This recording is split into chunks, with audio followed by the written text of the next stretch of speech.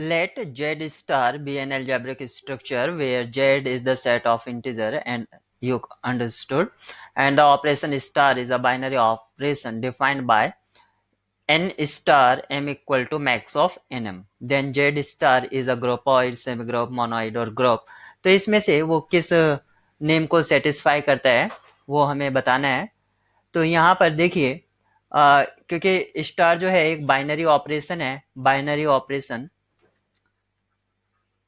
यहाँ पर ऑपरेशन ही कहा, बाइनरी ऑपरेशन कहा है, तो सॉरी ऑपरेशन कहा है, बाइनरी नहीं कहा है, क्योंकि यहाँ पर बाइनरी स्टार यहाँ पर गिवन नहीं है, स्टार बाइनरी ऑपरेशन नहीं है गिवन, तो यहाँ पर हमें क्लोजर प्रॉपर्टी को चेक करना कंपलसरी है. If binary is given to us then there is, लेकिन बोला है यहाँ पर बाइनरी ऑपरेशन बोला है, there is no need to check closure property.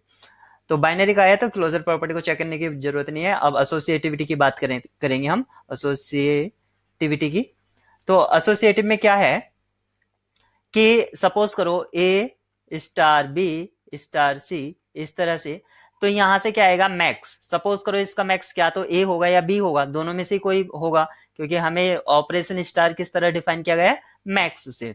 तो क्योंकि जेड जो होता है आपका ऑर्डर्ड सेट होता है, ऑर्डर्ड, यानी कि हम बता सकते हैं कि इससे पीछे वाला लेस है, इससे आगे वाला हमेशा ग्रेटर है, क्योंकि अगर हम इसको रियल लाइन पर ड्रॉ करते हैं जेड को, तो ये आराम से हम इजिली जस्टिफाई कर सकते हैं कि कौन सा मतलब लोअर है और कौन सा अपर है. यानी कि इसमें ग्रेटेस्ट और लोएस्ट, यानी कि ग्रेटर और लोअर हम आसानी से बता सकते हैं. तो यहाँ पर क्या है, सपोज करो ए अगर मैक्स हो गया तो सी के साथ करेंगे, तो क्या तो ए मैक्स होगा या सी मैक्स होगा. तो यहाँ पर जो भी आएगा उसको आप इसके साथ करेंगे, ए star B star c. Suppose करो अगर सी मैक्स हो गया तो यहाँ से सी मैक्स आएगा, और फिर जो मैक्स आएगा वो ए के साथ, फिर भी वो सी ही रहेगा.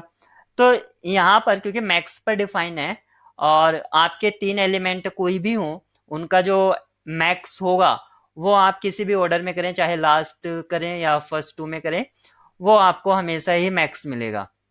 तो एसोसिएटिविटी इसमें होल्ड कर जाएगी. बात करते हैं इसके आइडेंटिटी एलिमेंट की, आइडेंटिटी और इनवर्स की.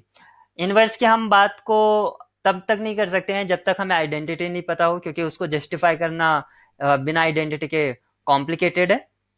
तो सबसे पहले बात करेंगे आइडेंटिटी की. अगर आइडेंटिटी एलिमेंट एग्जिस्ट करता है तो वो क्या होगा.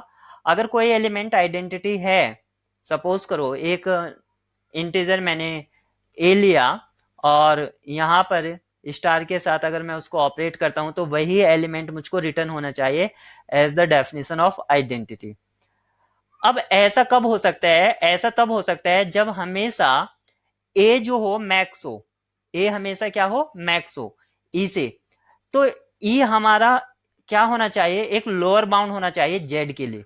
ई क्या होना चाहिए, जेड के लिए लोअर बाउंड होना चाहिए, और जेड का लोअर बाउंड एग्जिस्ट ही नहीं करता, यहां पर एग्जिस्ट नहीं करता लोअर बाउंड. तो जब लोअर बाउंड इसका एग्जिस्ट नहीं करता है, तो सपोज करो -2 है, तो आप अगर सोच रहे हैं कि 0 इसकी आइडेंटिटी हो जाएगी, तो यहाँ पर खुद ही 0 मैक्स हो जाएगा. तो उसने तो -2 को रिटर्न नहीं किया यहाँ पर, तो इसका 0 तो आइडेंटिटी एलिमेंट है ही नहीं. अगर हम कोई निगेटिव नंबर लें तो हर एक निगेटिव से कोई ना कोई छोटा निगेटिव हमें मिलेगा ही, क्योंकि माइनस इन्फिनिटी की अप्रोच करते हैं. तो जेड जो है उसका कोई लोअर बाउंड एग्जिस्ट नहीं करता, इसलिए उसका कोई भी आइडेंटिटी नहीं होगा. क्योंकि अगर लोअर बाउंड एग्जिस्ट कर जाता उसका, सपोज करो इस सेट का, अगर हाँ हम इस सेट को थोड़ा राइट मतलब लेफ्ट साइड से अगर फिक्स कर दें तो हमें लोअर बाउंड एग्जिस्ट कर जाएगा. इफ अगर हम इसको लेफ्ट साइड में कहीं जो ये लाइन है यहां से इसको अगर हम फिक्स कर दें तो इसका लोअर बाउंड एग्जिस्ट कर जाएगा. उस केस में हम इसकी आइडेंटिटी बता सकते हैं. ठीक है, तो जो स्टार्टिंग पॉइंट होगा वही उसकी आइडेंटिटी एलिमेंट होगा, क्योंकि वो सभी के साथ लोअर बाउंड रहेगा.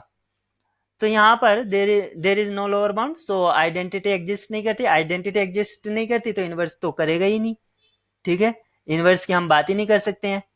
तो यहाँ पर ये कौन से ऑप्शंस को सही करेंगे, हम सेमी ग्रुप को करेंगे, क्योंकि आइडेंटिटी इसमें नहीं है.